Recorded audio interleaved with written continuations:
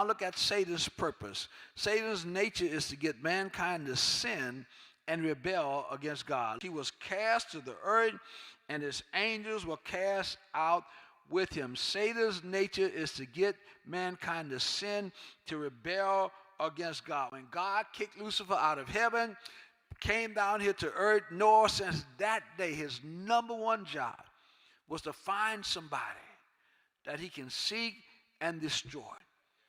He's been doing it since day one. That's his purpose. That's the reason that he's here. He wants to keep as many of us out of heaven as he can. That's why God has given us the opportunity to share our faith with others, because it's the devil's job that we get mankind to sin and rebel against God. But thank God for God's grace, for God's love, and for God's mercy. Satan's purpose since he was kicked out of heaven was to steal mankind, to kill mankind, and get mankind to sin and rebel against God. And he's been doing a good job since day one. That's why this flesh that we're born in, that's why we need to be born again.